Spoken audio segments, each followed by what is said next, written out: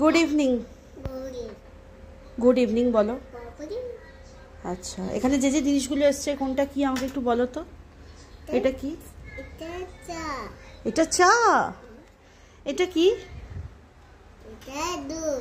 এটা দুধ। আর এটা কি গো? এটা এটা কি? এটা কি?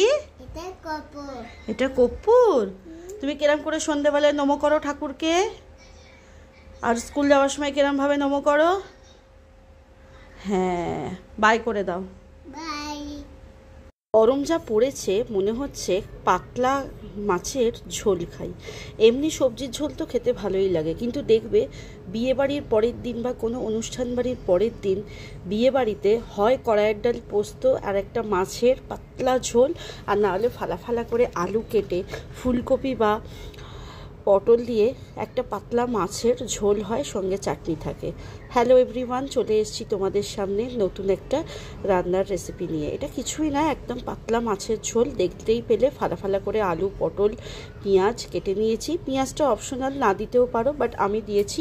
আর বেটে রেখেছি গোটা ধনে, গোটা জিরে আর আদা রসুন। কিচ্ছু দেবো না, কাঁচা লঙ্কা দিয়েই আমি রান্নাটা করব। ব্যাস, পটলটা আমি আগে ভেজে নিচ্ছি। পটলটা ভেজে তুলে নেওয়ার পর আমি ওই তেলের মধ্যে দিয়ে দেবো কালো জিরে ফোড়ন। তারপর আর কি, আলুটা আমি ভাজতে দেবো।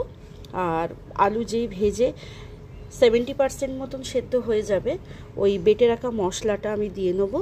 দিয়ে নেওয়ার পর ওপর থেকে একটু নুন, 2-4 দানা চিনি, ওটা সম্পূর্ণ অপশনাল, নাও দিতে পারো, আর 2-4টে কাঁচা লঙ্কা। যদি বাচ্চা খায় গোটা দেবে, না হলে ফাটিয়ে দিয়ে দেবে। দেখবে এত সুন্দর ঝোলটার টেস্ট হয়। আর সঙ্গে আমি একটু অ্যাডিশনাল হিসেবে ইউজ করেছিলাম বড়ি।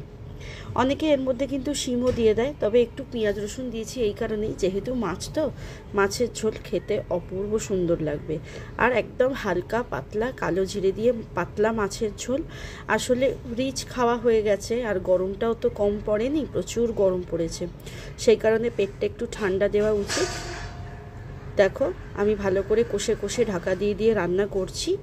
করার পর ওপর থেকে জল দিয়ে দেবো। যদি গরম জল দেবে ভালো, আর না হলে এখন তো নর্মাল জল এমনিতেই গরম হয়ে যাচ্ছে, সেই জলই দিতে পারো।